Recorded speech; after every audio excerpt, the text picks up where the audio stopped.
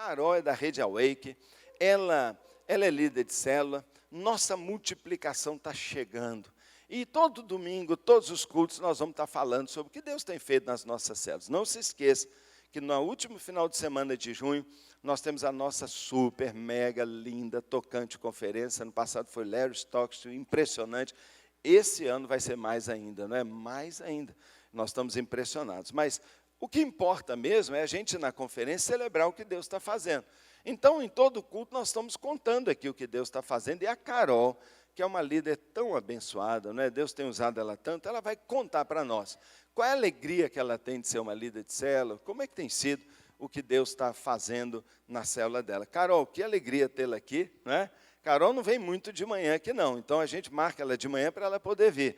Ela vem sábado à noite, domingo à noite, tá bom, não é? Tá ótimo, ela é super dedicada, mas a gente tem a oportunidade dela estar aqui e ainda trouxe a sua turma aí, ó. Tem uma turma dando sustento ali para ela, né? Olha lá, olha o fã-clube ali, não é? Ela vai explicar quem que é essa turma. Então, Carol, bem-vinda aqui, viu? Bem-vinda. Aqui a gente fala português também, né? Aqui é a igreja, domingo de manhã. É bonita, né? Não é bonita a turma? Aí, a turma é bacana lá. Tá o Eugênio tá ali, tá vendo lá? Tá a turma toda aí. Então, Carol vai dar um testemunho para nós, vai contar como fala lá na célula dela, um pouquinho do que Deus tem feito e o que tem sido a alegria dela. Muito bem-vinda aqui, ó. Oi, gente. Espera aí, só um minuto. Estou meio nervosa, mas vamos lá. Eu estava pensando o que falar, né? E Deus, eu estava ontem com as meninas lá de madrugada. Meu Deus, como é que eu começo? Meu Deus. As meninas dormiram lá em casa. E Deus me trouxe à mente uma passagem da Bíblia, que está lá em Salmo 126, que fala assim: quando o Senhor restaurou a sorte de Sião, ficamos como quem sonha. Então, a nossa boca se encheu de riso, e a nossa língua de júbilo. Então, entre as nações se dizia: grandes coisas o Senhor tem feito por eles. Com efeito, grandes coisas fez o Senhor por nós. Por isso estamos alegres. Quando o Léo me chamou para dar o testemunho, né, sobre liderança, eu fiquei assim, nossa, é tão fácil falar disso, porque eu amo isso, é a coisa mais linda que eu tenho. Só que aí eu falei, gente, mas, meu Deus, é tanta coisa para falar ao mesmo tempo. E Deus colocou 4 coisas principais no meu coração. A primeira foi sobre o privilégio que Deus me deu de poder fazer a obra dele. E eu acho que só consegue entender esse privilégio quem já entendeu que Deus é tudo, tudo, tudo que a gente precisa, tudo que a gente tem, e o único que realmente consegue nos amar da forma que nós somos. Porque a gente é cheio de defeitos, cheio de falhas, e uma hora a gente vai se deparar com uma situação na nossa vida onde ninguém vai poder nos ajudar, onde não vai ter ninguém que vai estar estendendo uma mão para você. E eu passei por isso. Eu não conhecia Deus e não sei se alguém sabe, eu já dei meu testemunho no meu batismo, mas eu era da loucura e quando eu estava lá, eu comecei a namorar um menino e ele foi preso. E quando ele foi preso, meu chão, assim, desabou. Eu fiquei sem saber o que fazer, fiquei louca.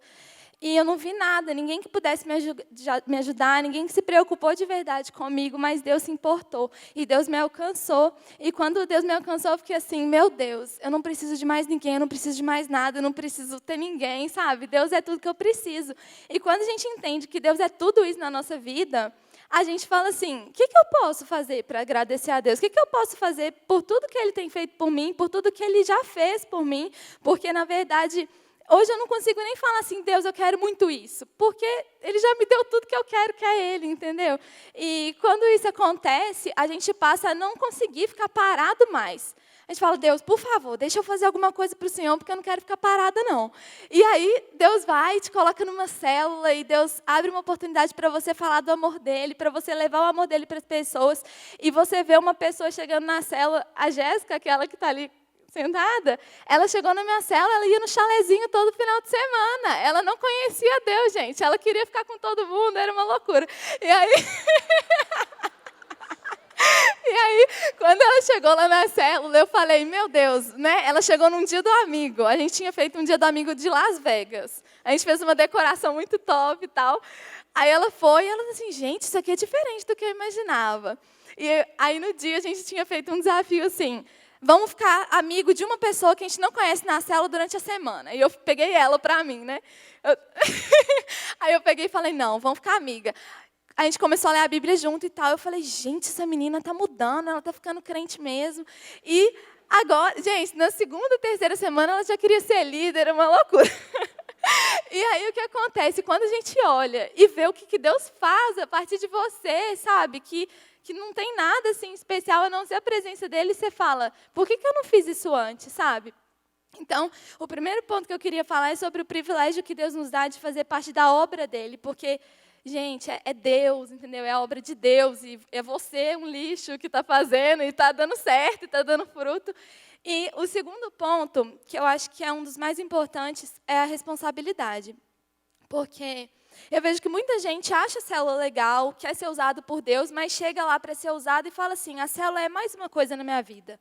Eu tenho uma vida cheia, então a célula é um ponto da minha vida importante, mas é um ponto da minha vida. E isso não pode ser assim.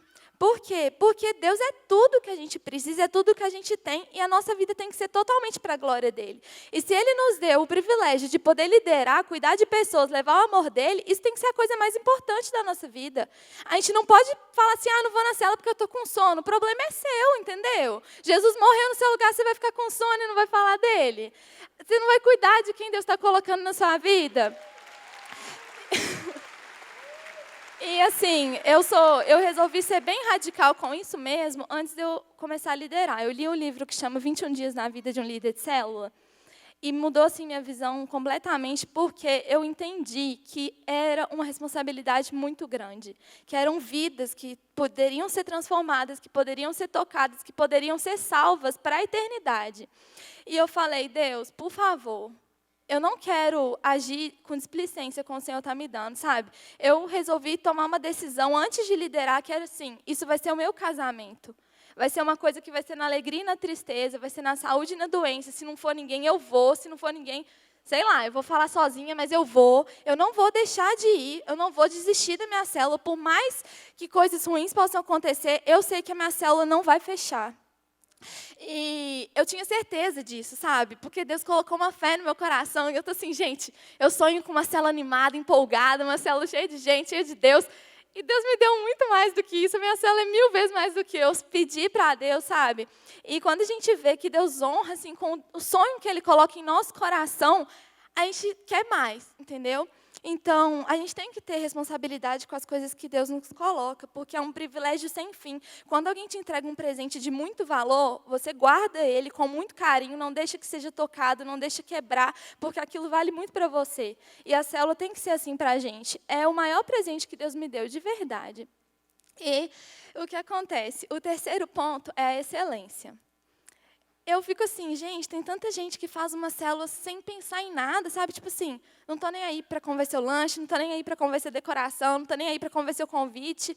E vai deixando rolar, né? Tipo assim, sei lá, vai rolar. Só que não é assim. Quando a gente ama uma coisa, a gente quer dar o nosso melhor para essa pessoa. A gente quer fazer tudo o que a gente pode, imaginar 1000 coisas, 1000 ideias. E assim, quando Deus colocou isso no meu coração, Ele começou a me dar tantas ideias de coisas para fazer na célula, sabe? E é legal que o povo acaba comprando as nossas ideias, né? Às vezes eu chego para a Gabi, uma das meninas da minha célula, e falo assim, amiga, vamos fazer disso? Ela, vamos. Aí todo mundo, nossa, nada a ver, vai dar super errado, que ideia louca. Só que dá super certo, a gente começa a inventar 1000 coisas. A gente já fez célula da turma do Chaves, foi muito legal, todo mundo foi fantasiado. E o que Chaves tem de crente? Gente, tudo de crente.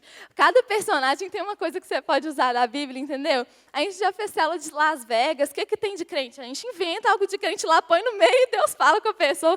A gente tem que pensar que quem vai na célula não é cristão ainda. E a gente precisa fazer o melhor para que ele perceba o cuidado de Deus em cada detalhe, porque Deus é um Deus de detalhes, né? No Antigo Testamento, que a gente está lendo agora no 4x4, a gente vê, era tudo feito à medida certinha, era tudo no lugar certo, porque Deus se preocupa com cada detalhe. E a gente também tem que fazer as coisas para Deus se preocupando com isso. E o último ponto que eu queria falar é sobre a multiplicação. Antes de eu assumir a célula, eu lembro que eu ficava até tarde, assim, não sei quem sabe, né, mas eu faço direito, eu estou no 9º período agora. E, assim, minha vida é muito corrida, eu olho minha sobrinha, eu tenho uma sobrinha de 1 ano, eu olho ela para minha irmã estudar à noite, eu estudo de manhã, fazia estágio à tarde. Então, assim, não tinha tempo, mas Deus é importante para mim, não é? Ele não é a melhor coisa que eu tenho, então ele tem que vir em primeiro lugar.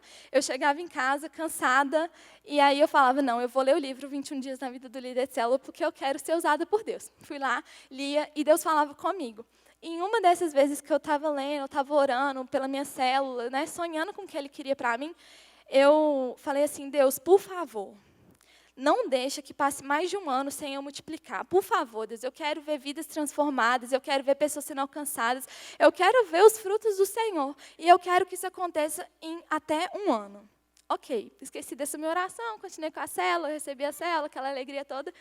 E aí a gente foi marcar a multiplicação. Deu 1000 coisas erradas, uma loucura. A minha LT saiu, ficou louca. E aí, aí eu tô assim, meu Deus, eu não tenho nem LT mais, o que eu vou fazer? Aí surge a Carol, que está ali também. Surge a Carol e o Dutra na célula, eu tô assim, olha, eu acho que Deus está colocando eles aqui para alguma coisa, né? E aí eu lembrei muito da passagem da multiplicação dos pães e dos peixes. Por quê? Deus, Ele não quer nada que não esteja ao seu alcance, sabe? Ele não precisa de nada que você já não tenha em mãos para Ele fazer um milagre de multiplicação. Ele só precisa que você disponha o que você tem em mãos.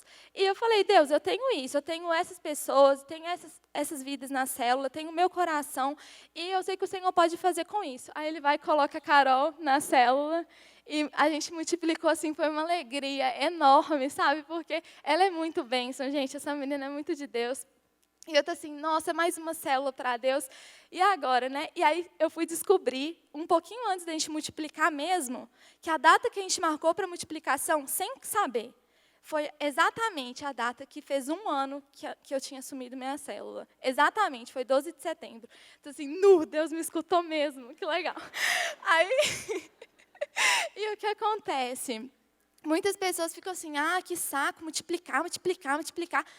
E o Léo fala muito assim, que quem fica com esse sentimento no coração é porque não entendeu nada.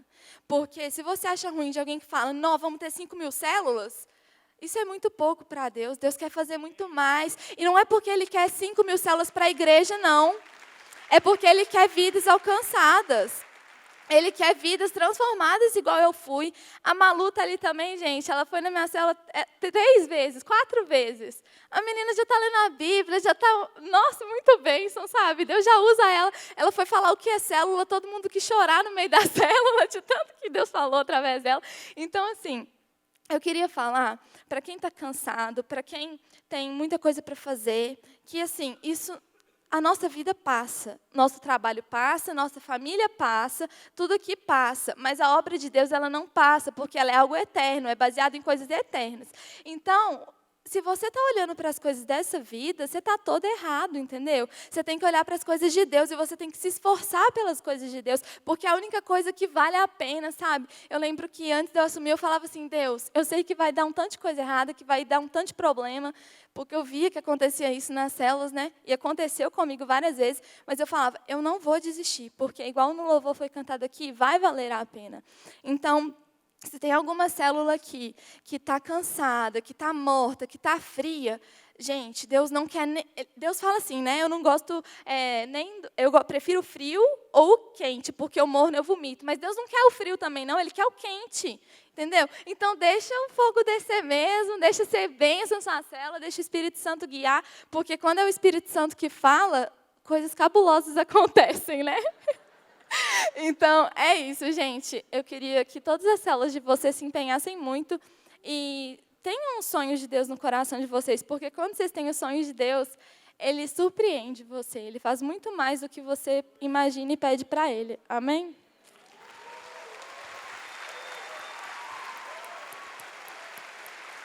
É por isso, fica aqui. É por isso que Deus tem abençoado tanto a visão celular na IBC, porque a gente tem líderes assim, não é? Muitos líderes. Todos os líderes estão presentes. Podem ficar de pé, por favor, quem lidera a célula? Nós vamos orar a Deus. Eu queria agradecer muito a Carol, perguntar se ela não quer liderar a minha célula, né?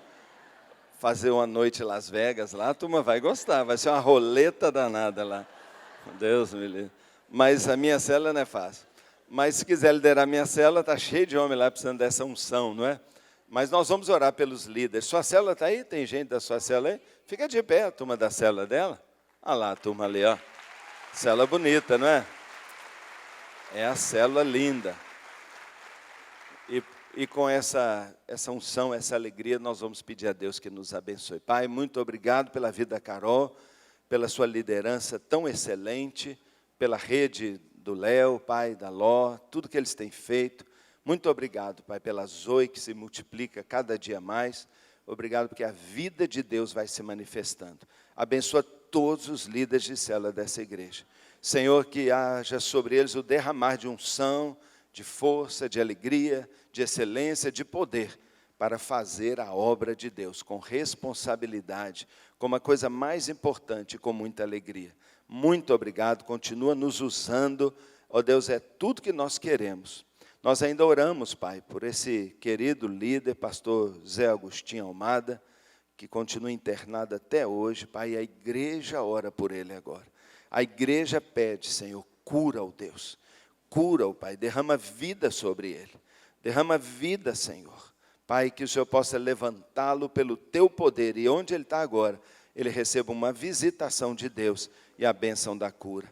Quantos e quantos, Pai, como ele hoje estão doentes no corpo, na alma, precisando de Jesus. Usa-nos, Pai, para fazer a tua obra. Nós oramos em nome de Jesus. Amém. Muito obrigado. Deus abençoe. Obrigado. É assim que Deus faz também quando acha, né, uma líder atleticano para valer, não é? Porque aí já vem com aquela força, né? Aquele espírito campeão e pronto, vocês viram aí, não fui eu que falei nada, foi ela, né? Nós tivemos nesse final de semana passada, numa maratona de pregações aqui na Quadrangular, no Congresso da Quadrangular, em Anápolis, lá em João Pessoa, feriado maluco, 14 pregações, né? E participamos lá do Povos e Línguas, né? O Povos e Línguas em João Pessoa realizou um tremendo congresso de missões. Todos os povos te louvem, músicos, Ana Nóbrega, Marcos Almeida, a nossa querida aqui, a Lorena. Foi uma coisa linda demais, não é? Muitos pregadores, muitos workshops. E nós tivemos lá o privilégio, né, de estar dividindo o púlpito com o pastor Elton Rangel. Breno também estava lá, Breno está aí conosco. Ó. Breno é nosso parceirão do Povos e Línguas, é aqui da Central também, apaixonado com célula, família abençoada. E Breno dirige Povos e Línguas, você sabe, não é? Está na Rede Super, com programas lindos, está na Rede Boas Novas, está no Netflix, você pode assistir, está no YouTube também, está no site Povos e Línguas. E hoje à noite, não é? Se você quer ver, não é? O próximo programa que vai entrar agora em canais nacionais, que é o que está acontecendo em Anagé, foi feito um vídeo sobre Anagé, lindo, lindo, igual você tem visto. Hoje à noite nós vamos passar em primeira mão aqui Anagé, não é? Porque nós estamos envolvidos em missões até a cabeça, não é? E o pastor Elton Rangel também. Pastor Elton foi missionário no Paraguai, irmãos, fez um trabalho lá que marcou o trabalho aqui da Igreja Batista lá no Paraguai. Depois foi missionário em Portugal, nos Açores, em Portugal. Foi aqui no Brasil, pastoreou a igreja aqui também. Depois foi missionário e é missionário hoje na Espanha, em Sevilha, não é? Tem uma bagagem de missão que é uma coisa doida, não é? E ele esteve falando lá no congresso, falei, pastor, fala lá na Central domingo, ele ia estar aí. Então, com vocês, não é? Esse super, esse gigante, esse monstro, não é? Esse currículo de missões, essa experiência tão grande. Foi ele, não é, que apoiou o João Leite enquanto ele viveu lá em Portugal. Foi ele que ajudou, não é, a abertura dos atletas de Cristo naquele país e ali em Braga, sendo missionário ali, Deus usou tanto. Então, é um homem que está ligado a nós e está ligado a missões que os brasileiros têm feito em tantos países. E hoje ele está ali na Espanha, não é? Então, que você se deleite de ouvir o testemunho da vida desse homem que tem andado com o Senhor tanto tempo. Deus te abençoe e te use. Bem-vindo. Obrigado. É sempre um prazer, uma alegria voltar à nossa terra e desfrutar um pouco da companhia daqueles amigos já de tantos anos. E eu gostaria de compartilhar com os irmãos algumas das experiências que estamos vivendo ali na Espanha e em outras partes também. Mas a verdade é que não faz muito tempo, a minha filha, que vive nos Estados Unidos, ela com seu marido são pastores ali, e ela me disse, papai, depois que você envelheceu, você virou um contador de histórias, né? Aí eu disse para ela mesma, minha filha, o bom é chegar à idade que eu cheguei e ter histórias para contar. A tristeza seria se chegasse ao tempo em que estou e não tivesse histórias para contar. E eu gostaria de começar lendo um texto da Palavra de Deus, que para mim é um texto muito importante, e depois eu gostaria realmente de compartilhar algumas das histórias e finalmente dar uma palavra sobre o nosso trabalho na Espanha. Nós estamos para receber, já o processo está todo já em fase terminal, junto ao governo espanhol, para levarmos para Sevilha o pastor Breno e a sua família. Eles vão estar ali coordenando a área de missões da nossa igreja, as congregações que nós temos ali em Espanha e na Alemanha. Então, ele vai ser um instrumento de bênçãos nas mãos do Senhor. Nós estamos realmente com um grande projeto de expansão missionária e não podemos estar sozinhos. É verdade que temos outros 14 pastores conosco, mas a verdade é que necessitamos pelo menos mais 10 pastores. E estamos necessitando muito de obreiros que possam socorrer-nos e ajudar-nos na expansão do reino ali na Espanha e em outras partes também. O texto que eu gostaria de ler, e depois sim, vou contar-lhes umas histórias, é este de 2 de Timoteu, capítulo 3, e vamos ler os versículos que vão até o versículo 5. E diz assim: sabe, porém, isto, que nos últimos dias sobrevirão tempos trabalhosos, porque haverá homens amantes de si mesmos, avarentos, presunçosos, soberbos, blasfemos, desobedientes a pais e mães, ingratos, profanos, sem afeto natural, irreconciliáveis, caluniadores, incontinentes, cruéis, sem amor para com os bons, traidores, obstinados, orgulhosos, mais amigos dos deleites que amigos de Deus, que têm aparência de piedade, mas negam a eficácia dela. Destes, afasta-te. É a expressão da palavra de Deus. Eu não sei se os irmãos aqui conhecem mais ou menos a palavra corrupção.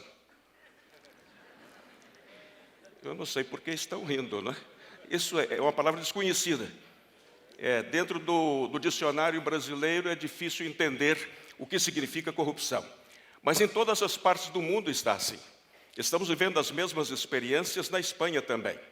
E aqui fala exatamente da extrema corrupção nos últimos tempos. Assim que não podemos estranhar que as coisas aconteçam aqui no Brasil e fora do Brasil, porque está programado dentro do relógio de Deus que nos últimos dias aconteceria todas estas coisas.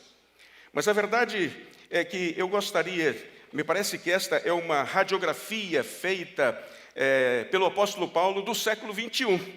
Me parece que ele estava vivendo ontem e escreveu-nos isto hoje, porque é exatamente o perfil que encontramos em todas as partes do mundo.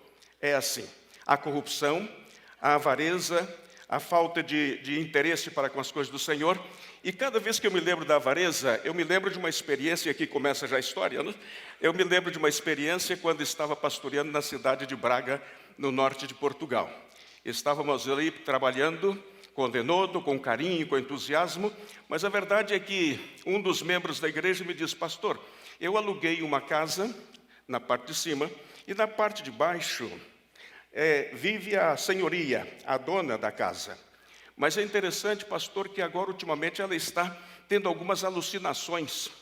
E de repente, por la madrugada, ela começa a gritar e a falar sozinha, etc.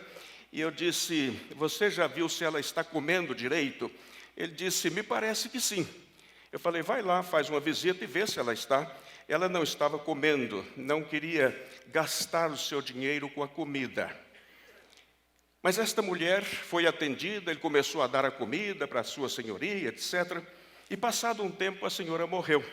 E eles então foram cuidar dela.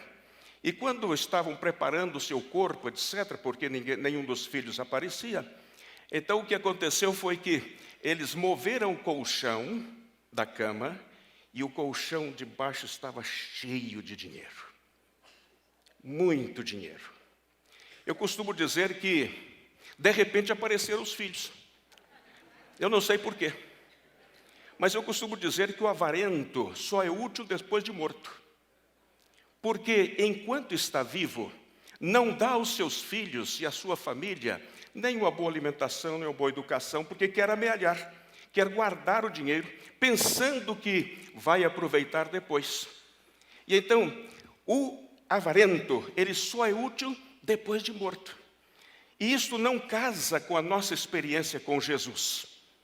A avareza não casa conosco, porque a Bíblia diz que tudo o que nós temos é de Deus, foi Deus que nos deu.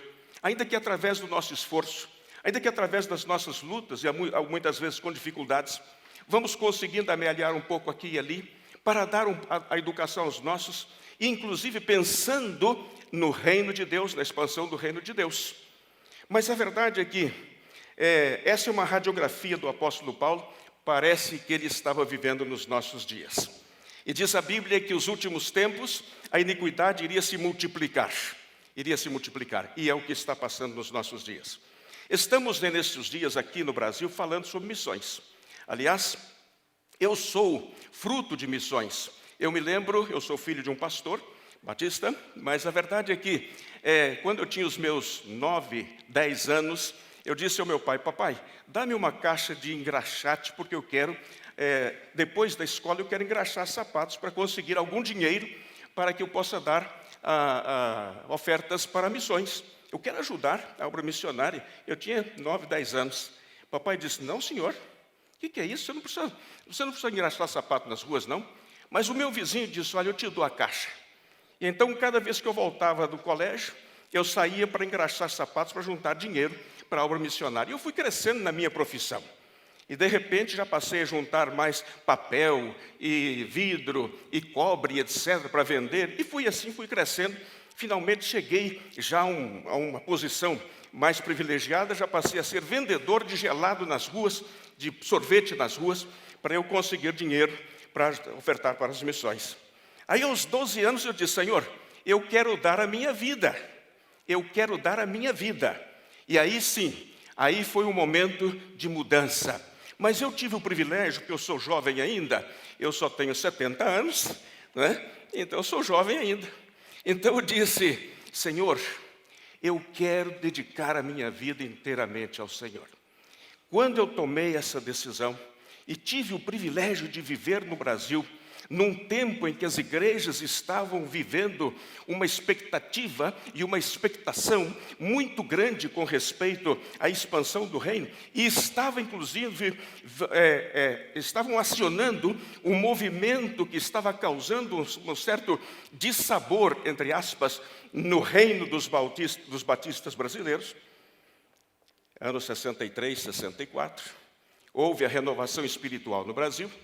E então, naquele tempo, eu aprendi realmente, e com a minha mãe em casa, que a oração era fundamental na nossa vida. A oração. Meu pai era pastor, minha mãe orava. A minha mãe tinha os seus joelhos calejados. E eu olhava para os seus joelhos e pensava: eu também quero ser assim. Eu também quero ter os joelhos assim, joelhos de camelo, como nós dizemos lá na Espanha. Mas a verdade é que aprendemos a orar. E não sei se os irmãos sabem, mas a obra missionária, ela arranca e ela subsiste e ela começa nos joelhos. Começa nos joelhos. Nenhuma igreja que quer converter-se em missionária pode esquecer-se dos joelhos. E é necessário aprender a orar. E a orar com vigor, com entusiasmo, com alegria. A oração é, sem nenhuma dúvida, um instrumento que o homem tem à sua disposição para mover o coração de Deus. Orar é expor-se diante de Deus, é abrir-lhe a porta da nossa alma e permitir-lhe a Deus que possa perscrutar e divisar que é o que passa dentro da nossa própria alma, da nossa própria vida, na nossa vida íntima. Orar é entregar, ou melhor, é entrar no coração de Deus. É entrar no coração de Deus. É abrir-lhe e descobrir, abrir-lhe a porta e entrar e descobrir quais são os projetos, os desígnios de Deus, os propósitos dele para a nossa própria vida e para o nosso rebanho também. Isto é orar. Orar é conversar com Deus, mas uma conversa tão direta, tão inflamada, tão convincente, que consegue, inclusive, mudar os planos de Deus. Isto é orar. Não sei se os irmãos conhecem algumas experiências na Bíblia, cujos propósitos do Senhor foram mudados pela força dos joelhos dos homens de Deus. Um deles é quando surgiu o pai da liquidação. Quem é o pai da liquidação? Não são aqui os grandes supermercados do Brasil, que agora mesmo não me lembro os nomes, mas a verdade é que não são. Eu digo lá na Espanha, não é o Corte Inglês que é o campeão e o que iniciou o projeto pai da liquidação. Não. O pai da liquidação se chama Abraão. Abraão. As duas cidades estavam corrompidas, estavam pervertidas. E de repente, Abraão se põe entre Deus e as cidades e começa a conversar com Deus e a dizer-lhe: se há 50 justos nas cidades, o Senhor vai destruir? Deus diz: não. Por amor aos 50, não. E se há 45? E se há 40? Aí entrou o processo da liquidação. Chegou o momento em que Abraão ficou escandalizado e um pouco sem jeito. Diz a Bíblia que Deus se foi, ele também. Mas Deus estava disposto a mudar. Mas há na Bíblia um texto que a mim me atrai muito, mas muito de verdade. É a história de Ezequias, o rei temente a Deus. O homem que recebeu de repente a visita do profeta Isaías, que se acercou ao rei e lhe disse: prepara-te porque vais morrer. Vai morrer. Prepara-te. E diz a Bíblia que Isaías deu a mensagem e não ficou consolando, não fez um trabalho de assistência psicológica para suavizar um pouco o impacto da notícia. E então quando Isaías estava saindo, Ezequias, voltou seu rosto para a parede e com uma oração muito convincente, com um argumento tremendo, que deixou Deus sem outra alternativa, ele disse: eu que tenho sido honesto e honrado e justo durante toda a minha vida, e agora o Senhor corta a minha existência abruptamente desta maneira, usando os argumentos próprios da sua relação com Deus. E antes que Isaías saísse no pátio do palácio, Deus disse: volta lá e diz a Ezequias que eu vou dar-lhes 15 anos mais. Deus, a nossa oração. Eu fico impressionado com estas coisas, sabe por quê? Porque nós temos um Senhor que é o Senhor do universo. E nós, com os nossos joelhos, podemos entrar no coração dele e pedir-lhe: Pai, altera o curso da nossa vida, altera o curso da igreja de Jesus, altera o curso da história. E Deus vai fazê-lo pelas forças dos nossos joelhos. A mim me impressiona. Sabe, queridos, nos meus momentos de oração pela madrugada, porque tenho o privilégio de dormir muito pouco, não pode que não passe isso com você, mas durmo muito pouco, então durmo 3, 4 horas como muito. E então tenho tempo para conversar com meu pai, porque no azáfama da vida, no dia a dia, os compromissos são tantos, as responsabilidades são tantas, as decisões são tantas, que não temos muito tempo para conversar com o pai. Mas temos a madrugada. A noite não foi feita só para dormir. Não. A noite foi feita para conversar com o papai. Isto é o que eu entendo, desde o meu ponto de vista. E nesses dias, um dia estando conversando com o pai, eu tenho o hábito de levar um caderno ou um papel para ir apontando o que ele vai me dizendo. E eu dizia: pai, dá-me uma nova definição de oração. Eu sei que todos nós temos. Se eu perguntasse aqui qual é a sua definição de oração, certamente você teria uma ou muito mais definições de oração. E eu dizia: Senhor, dá-me uma nova definição de oração. E então, ajoelhado, com os olhos fechados, fazendo os meus rabiscos, eu escrevi isto. Não é definição minha, é do Espírito. Ele disse: a oração é audiência privada com o Pai na sala do trono da graça. Audiência privada com o Pai na sala do trono da graça. E eu abri os olhos ao ler esta definição e disse: Senhor, eu não estou entendendo isto. E então ele fez-me lembrar uma experiência que eu tinha visto na nossa própria casa, no ano final de 62, 63, quando o presidente John Kennedy, que era o homem mais importante do mundo naquela época, ele estava se reunindo, estava preparando-se para uma reunião muito protocolar com os embaixadores acreditados nos Estados Unidos. E então, naquele momento, ninguém podia entrar na sala sem uma autorização expressa do presidente e teria que passar pelos serviços secretos da própria Casa Branca, que naquele tempo já era algo muito sofisticado para aquela época. De repente, enquanto estão se preparando, o presidente sentado à mesa, e de repente alguém abre a porta do salão e entra correndo por entre aqueles poucos embaixadores que estavam ali, e abre a janelinha, uma portinha da própria mesa do presidente Kennedy, e passa por debaixo da porta, senta no colo do presidente e começa a fazer rabiscos na mesa. Os irmãos podem imaginar de quem estou falando. Era John. Ele tinha mais ou menos seus 3 anos. Ele entrou, não precisou pedir audiência, marcar cita, não precisou passar pelo serviço de segurança, não precisou nada disto, porque quem estava sentado naquela cadeira era o papai. Era o papai que estava sentado ali. E então eu pude entender a definição do Espírito Santo. Quem está sentado no trono não é o Rei dos Reis, não é o Senhor dos Senhores, não é o Criador do mundo, não é aquele que tem a vontade e faz o que Ele quiser, sem dar obediência a ninguém. Quem está sentado no trono é o papai. E por ser o papai, eu não preciso pedir audiência. Eu posso abrir a porta da sala do trono e entrar, e se tem uma mesa ali, e posso abrir a portinha, entro, sento no regaço dele, no colo, e ele me diz assim: aqui estou, o que é que você está querendo? E quando eu piso no risco, porque sou homem, como qualquer, piso no risco, ele não me toma nos braços com um chicote para chicotear-me, não. Ele me toma no braço e diz assim: Eltinho, você é um cara interessante. Eu já te disse tantas vezes que não precisa fazer isso, cara. O rumo é aqui. Vai lá, meu filho. Me dá um tapinha e diz assim: vai lá, faz direito.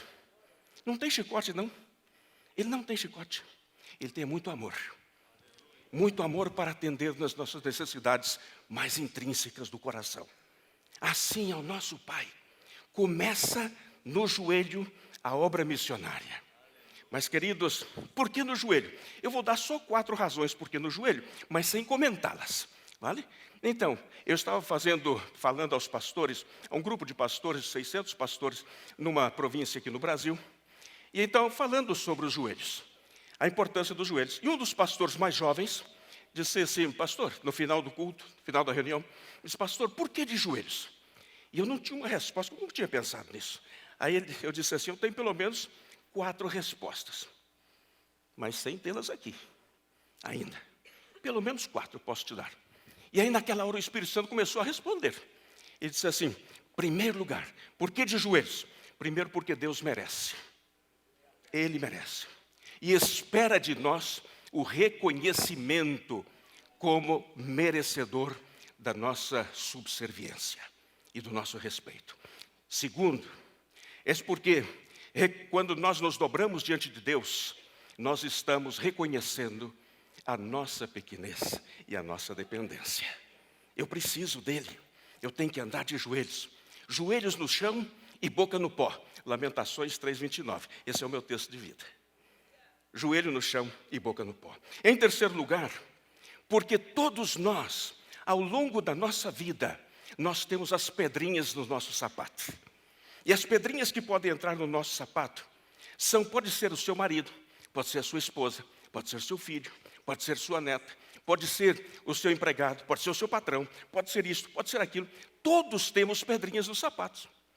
Então, enquanto nós caminhamos de joelhos, as pedrinhas não ferem os nossos pés. Eu me lembro que alguma vez entra no meu sapato aquelas pedrinhas bem pequeninas. E como eu não posso tirar o sapato assim à ligeira, eu tenho que pensar se a meia está ou não está furada. Então, aí eu começo a fazer assim, não é? para a pedrinha entrar nessa região côncava do pé, para não me incomodar tanto.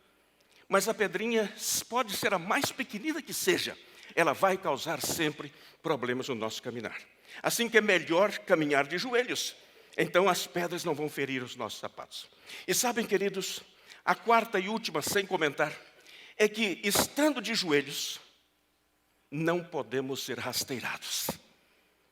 Eu tenho 70 anos, nunca vi nenhuma pessoa de joelhos ser rasteirada. E nós temos um inimigo que é mestre em pôr-nos a passar-nos rasteira. O que ele quer é que quando nós começamos a caminhar de pé, e começamos a levantar a cabeça, e as pessoas começam a nos aplaudir, e a dizer que somos importantes, que somos excelentes, e etc. E então nos olvidamos, levantamos a boca do pó, começamos a caminhar de pé, e ele faz assim. E ó, lá se vai. Eu nunca vi ninguém. Alguém aqui pode levantar a mão, por favor, se já viu alguém de joelho ser rasteirado? Não, é impossível. Assim que a quarta é essa. Andar de joelhos, para que o inimigo não nos ponha nenhuma rasteira. Agora sim, eu gostaria de entrar no nosso assunto. Desde os meus 17 anos, quando organizei a minha vida, já tinha os 17 anos, o meu primeiro grupo pequeno de oração.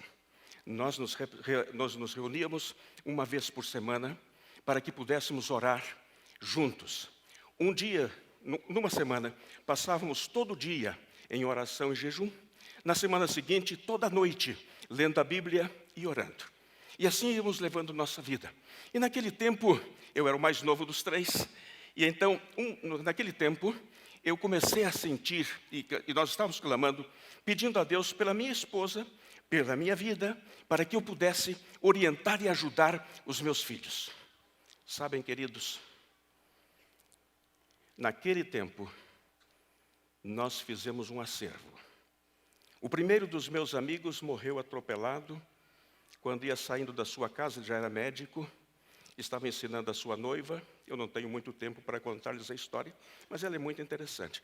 Morreu atropelado na calçada. O segundo amigo, seguimos trabalhando e orando juntos. O segundo amigo, ele era filho de um pastor da Assembleia de Deus, seu filho de um pastor batista, e o outro era da igreja Holiness, a igreja metodista japonesa.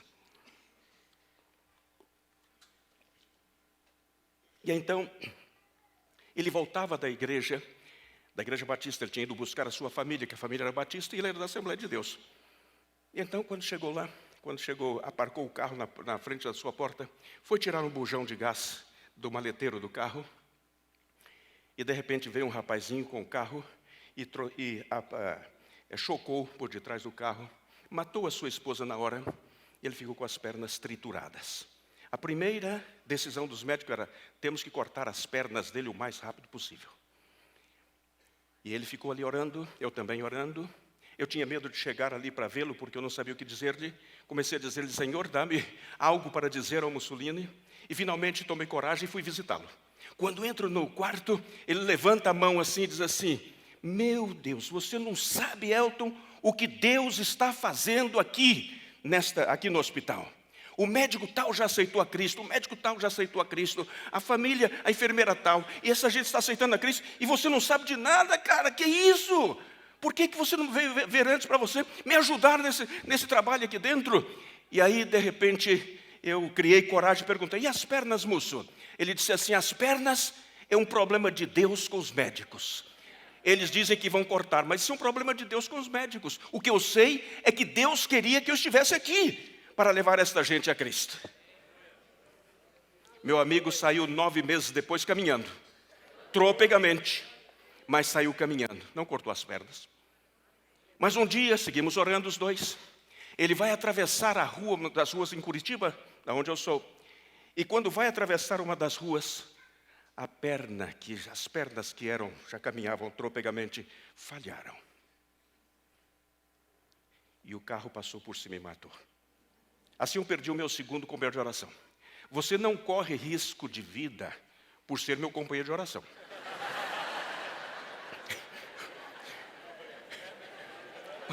Pastor Paulo já fez assim. Não me peça não. Não é? Não me pensa, não.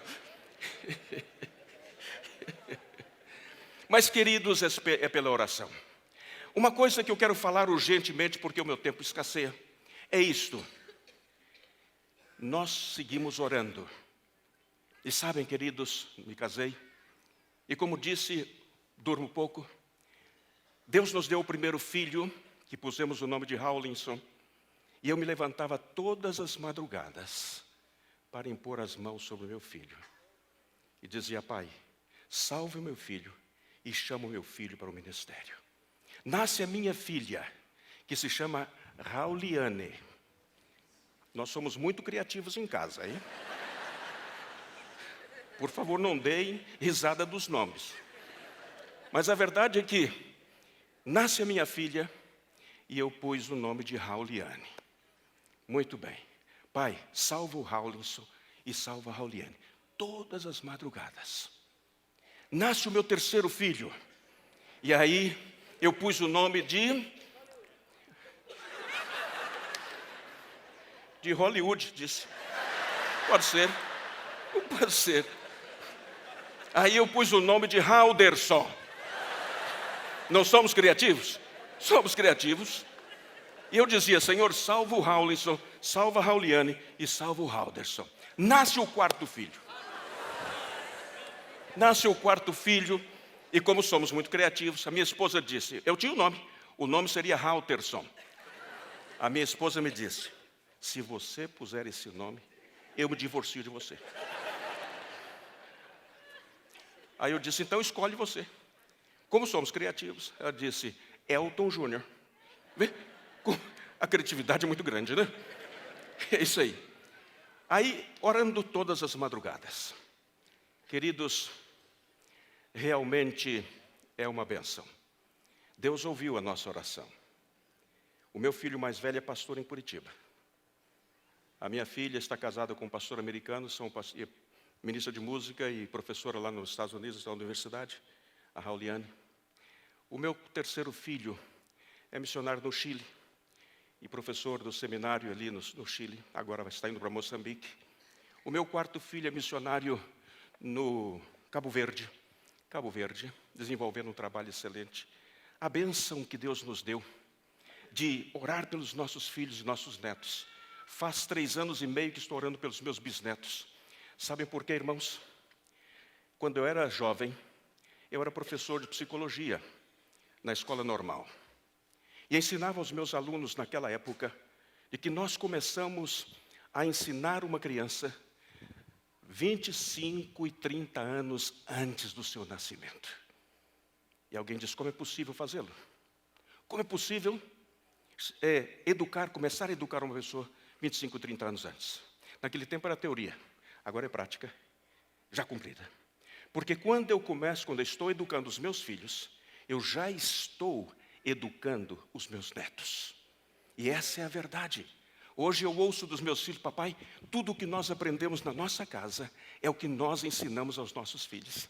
E sabe o que está passando? Os 9 netos estão totalmente implicados no ministério da palavra. E sabe o que está passando? Em agosto, os nossos 2 netos mais velhos já serão ordenados ao ministério. E isto é bênção do Senhor. Sabem o que eu penso, irmãos? O canteiro de missões está no ventre das mulheres santas. O canteiro de missões, os futuros missionários estão nos seus ventres. Estão nos seus ventres. Um ventre santo não pode produzir almas para povoar o inferno. Ventres santos só podem produzir almas para povoar os céus. E você, pai e mãe, são os responsáveis diante de Deus. É você que tem que investir tempo na oração. Não durma a noite inteira. Você está forjando o caráter, preparando condutas. Você está preparando homens e mulheres para servir a Deus no seu reino. Não durma a noite inteira, homem. Dedique tempo à oração. Consulte ao Senhor. Invista na educação do seu filho. Mas a educação espiritual, que é a primordial, é a primeira de tudo. Faça isto e teremos nós um montão de missioneiros para alcançar o mundo. Hoje já temos muitos, mas precisamos do seu ventre. Precisamos do seu ventre para produzir almas, para que homens e mulheres, para que sejam os homens de Deus amanhã. Isto é o que Deus quer que nós façamos. Queridos, não podemos perder essa ideia. Eu não vou seguir adiante nisto, mas quero dizer-lhes de verdade. Nós estamos agora, e eu vou começar aqui. Uma das coisas que devemos aprender é que realmente temos que assumir a nossa consciência de missões, nossa responsabilidade de missões nas missões. Qual é o seu interesse pela obra? Você está pensando e preocupado com o mundo? Ou você está egoisticamente pensando no seu bem-estar? Deus lhe está dando tudo para que você possa viver uma vida sossegada. Mas o mundo precisa de Jesus. E é isto que nós vamos falar neste momento. Sabem, queridos, depois da ascensão do Filho do Carpinteiro e da descida do Espírito Santo e da unção do Espírito Santo, arranca o maior e mais importante projeto que o mundo já conheceu. Qual é o projeto? A salvação eterna do homem. Esse é o projeto mais importante, a salvação do homem. Agora, sem sacrifícios de animais, sem sacrifícios humanos, sem nada dessas coisas, o Senhor o que nos pede é que anunciemos a Jesus, que falemos daquilo que nós recebemos. Carol estava contando aqui a experiência, e é verdade, a sua maneira espontânea e agradável acaba por conduzir-nos à consciência de que é assim. Deus quer e precisa de nós, precisa da sua vida. E para isto é necessário que você assuma a sua consciência. O Senhor encarregou a igreja de seguir adiante nesse projeto. E por isso, querido, eu gostaria de dizer-lhes, em primeiro lugar, somos um grupo de homens e mulheres salvados, redimidos por Jesus, para viver uma vida não nababesca, não uma vida de conforto, não uma vida despreocupada. Não, o cristianismo de Jesus é um cristianismo de perseguição, de sofrimento. Quando eu ouço algum pastor pregando uma vida só de vitória, se você aceita Cristo, você vai ter tudo o que você precisa, escolhe a cor do carro e faz isso e faz aquilo. Este é um evangelho light, é um evangelho descafeinado, não é o evangelho de Jesus. Jesus diz assim, no mundo, vamos ouvir, no mundo, isto, mas o que tem de bom? Porque também nós vamos vencer. É impressionante, todos nós podemos entrar no túnel, podemos entrar no vale escuro, como todas as demais pessoas do mundo. Mas a diferença é que quando entramos no vale escuro, Jesus entra conosco. Jesus entra conosco. Nos momentos de angústia, nos momentos de excessiva preocupação, Jesus está ali conosco. Esse é o evangelho de Jesus. Não é sem perseguição. Sabem? O evangelho de Jesus não é uma religião, é um estilo de vida. É um estilo de vida. E sabe o que acontece? No Império Romano, Jesus começou a sofrer, foi parar na cruz, os apóstolos e todos, depois termina o Império Romano, vem o Império Islâmico, e a igreja sofreu horrores, foram sacrificados. Eu vivo numa cidade que tem 2.300 anos como cidade. E nós temos um anfiteatro, onde há um corredor chamado Corredor da Morte, e as pessoas saíam dali cantando para entrar na arena, para ser dilacerados pelos leões, ou comidos pelos crocodilos. Por amor a Jesus. Loucos por Jesus. Se converteram em pessoas loucas. O mundo dizia, essa gente é louca. E é louca por Jesus. E só sendo loucos por Jesus é que realmente estamos dispostos a fazer loucuras por Jesus. Abandonar tudo por amor a Jesus. Este é louco. Louco por Jesus. Quando amamos uma pessoa, estamos dispostos a fazer loucuras por ele. Sabem, queridos, os primeiros cristãos foram verdadeiros apaixonados por Jesus. pelo Rei dos Reis. E davam as suas próprias vidas. Não tinha valor nenhum. Aí vem o domínio islâmico outra vez. Depois do islâmico vem a Inquisição.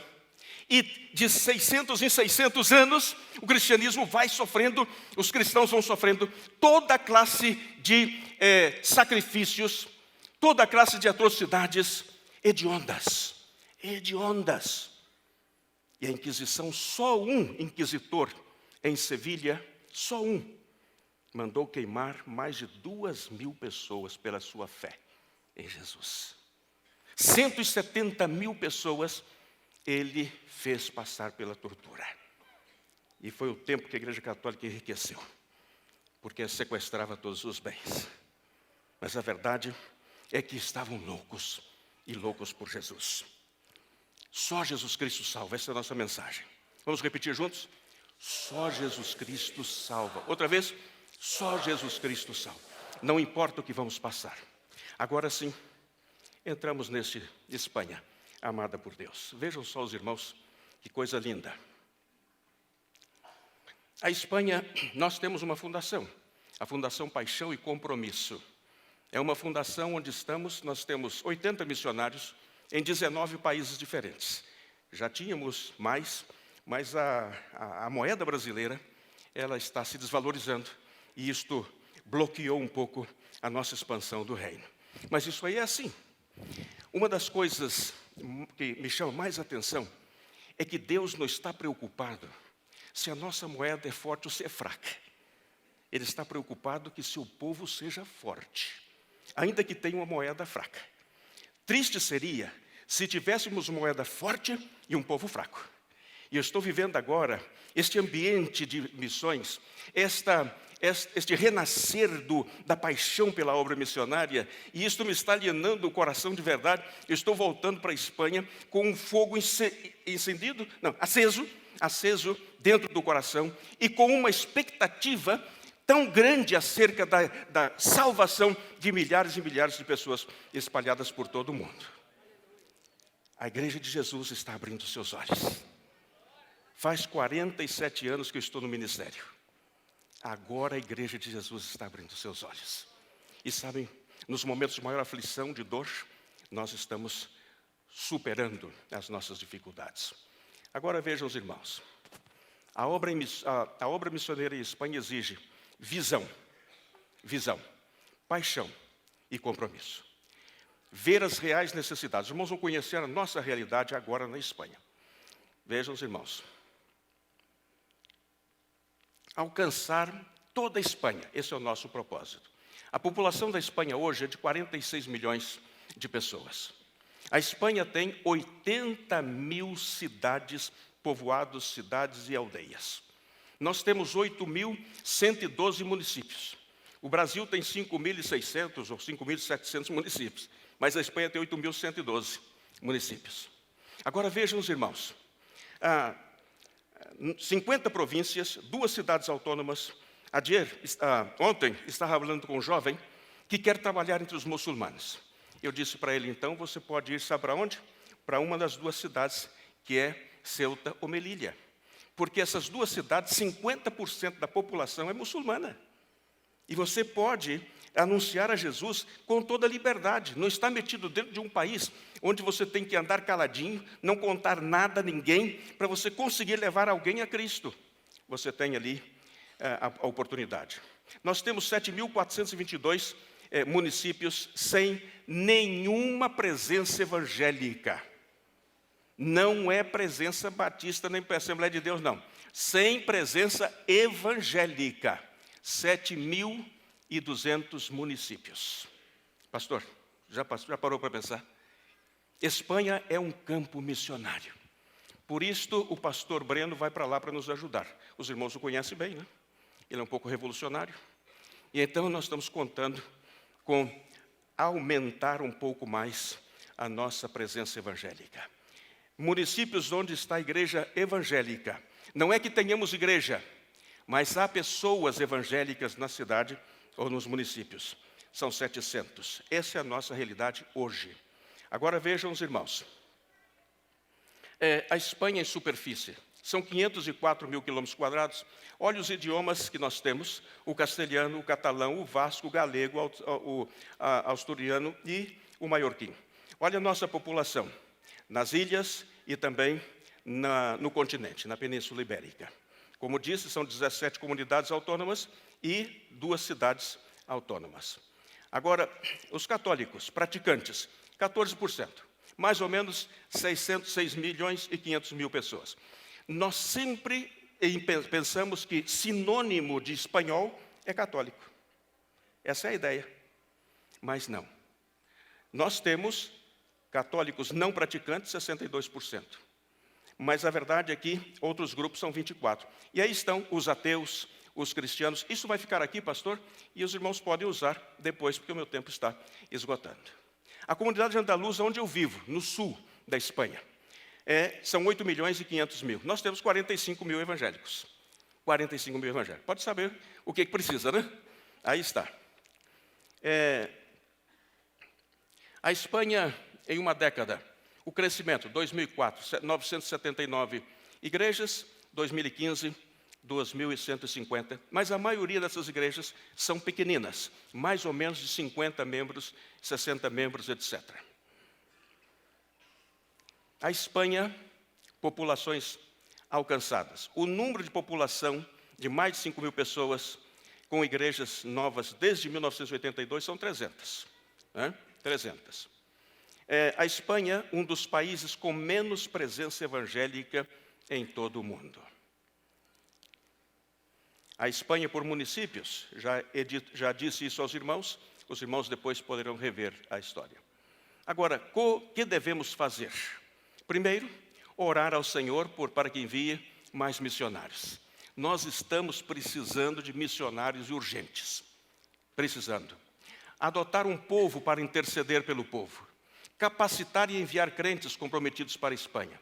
E ofertar, agora não necessariamente para a fundação, mas para povos e línguas, porque vão fazer um trabalho de apoio à nossa região. Você pode ajudar nesse sentido. Senhor, o que disse aí?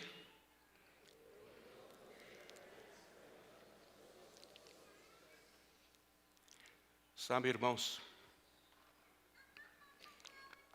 isto que está aí me emociona muito. Me emociona muito. E me tem feito chorar muitas vezes. Dobrado diante de Deus e pensando na Espanha. Senhor, perdoa-nos por olhar a Espanha com os nossos olhos secos. A Bíblia diz: portanto, ide fazer discípulos de todas as nações. Depois o Senhor nos disse: ide pregar o Evangelho a toda criatura. A toda criatura.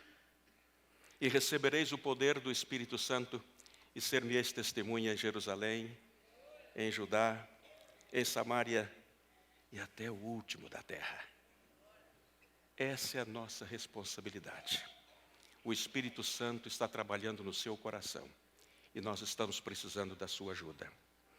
Queridos, eu estou quase concluindo, mas eu não posso deixar de dizer-lhes que realmente Deus importa com o Brasil. O Brasil não está esquecido no plano de Deus. O Brasil se converteu numa das maiores potências missionárias do mundo. O Brasil. E Deus tem interesse em investir no Brasil. Tem interesse em investir na igreja do Brasil. Ele tem interesse que a igreja cresça. Ele tem interesse porque ele sabe que quanto mais fortes sejamos aqui dentro, mais fortes seremos lá fora. E Deus tem interesse na sua vida. Ele quer que você seja próspero. Ele quer que você possa produzir para que o mundo conheça a Jesus. Agora, como disse, muitas vezes nós estamos tão acostumados com a nossa vida aqui que nos esquecemos dos povos. E sabem, irmãos, algumas pessoas quando lêem esse texto, eis-me aqui, esse texto de Isaías, alguns dizem, eis-me aqui, envia-me a mim. Mas desde que não saia daqui de dentro, da minha comodidade. Mas há pessoas que têm que ler este texto trocando o verbo deste texto. Não pode usar o verbo envia-me a mim, mas tem que pôr o verbo empurra-me a mim. Eis-me aqui, empurra-me a mim. Está tão acomodado às coisas desta vida, está tão contente e feliz com a sua prosperidade, está tão feliz de ver a sua igreja crescendo e de ver a multiplicação de vidas, está tão acostumado a esta situação tão cômoda.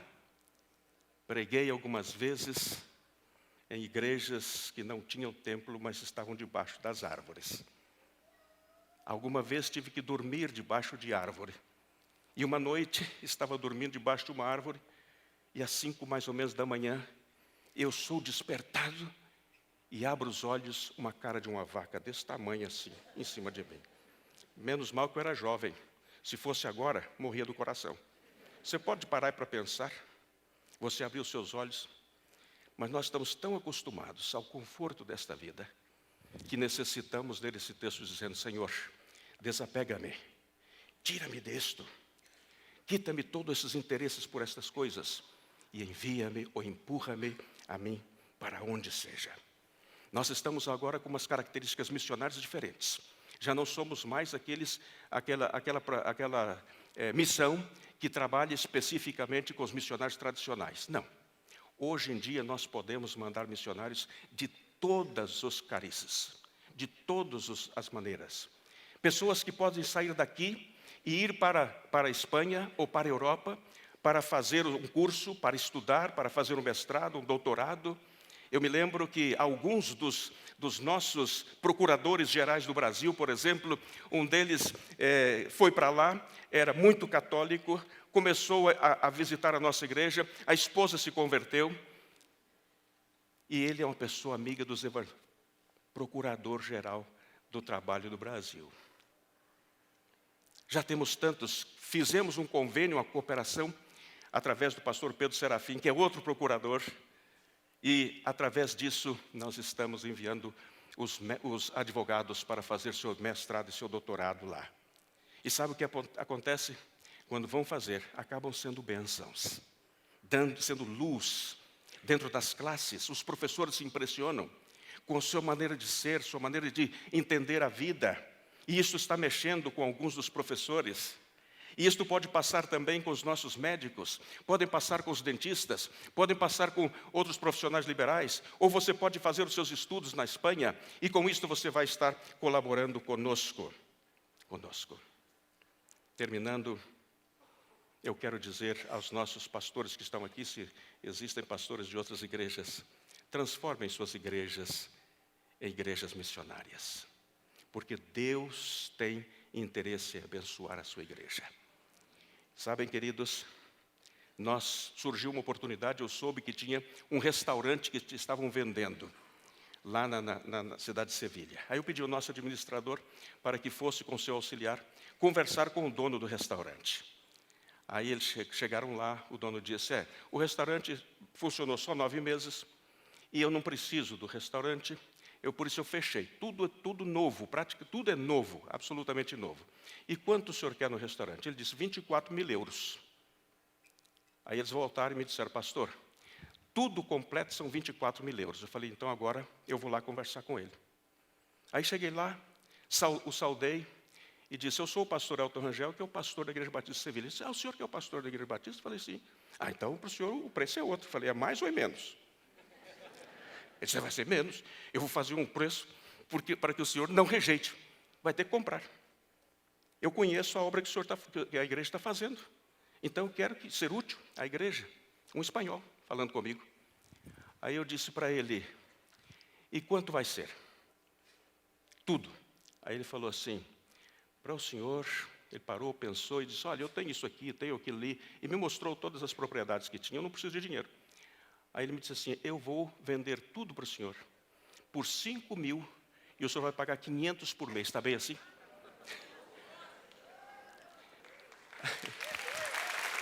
Aí eu disse para ele, eu falei, olha, eu posso mandar vir o caminhão?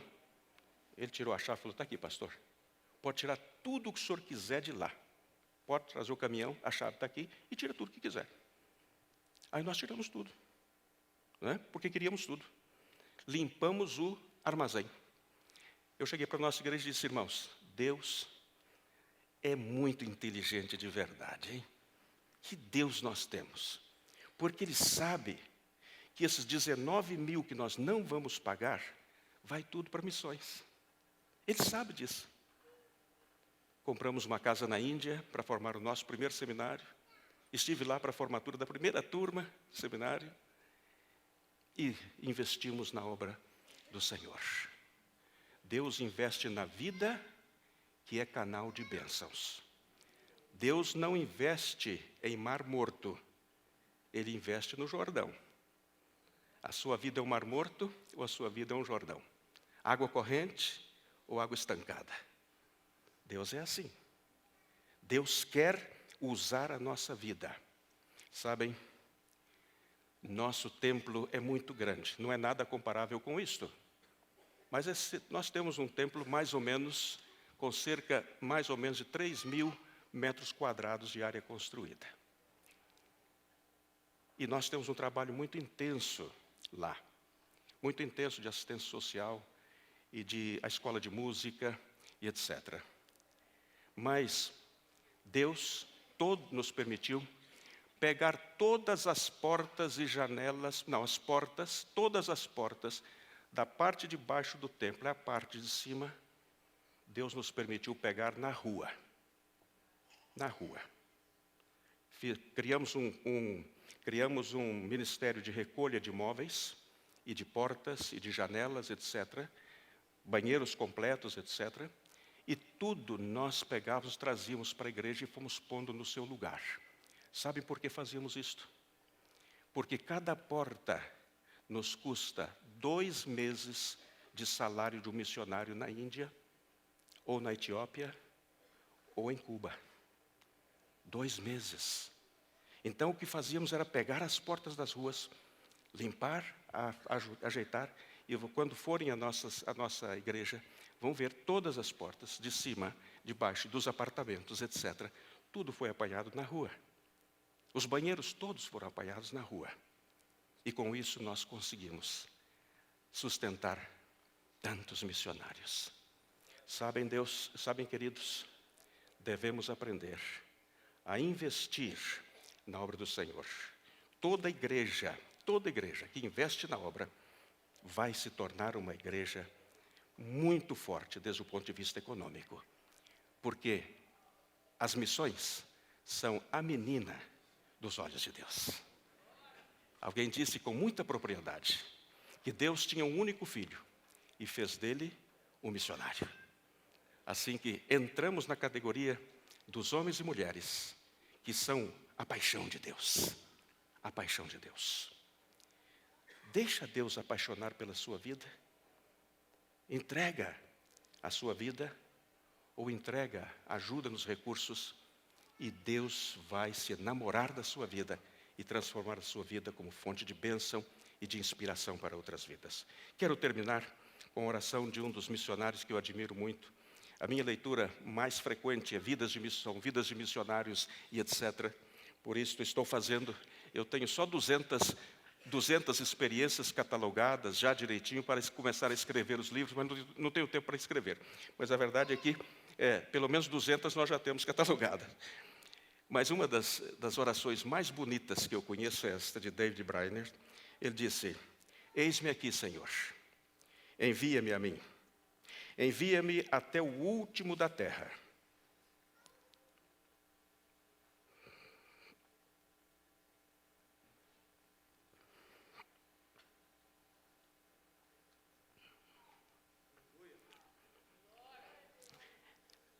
Envia-me aos lugares desérticos,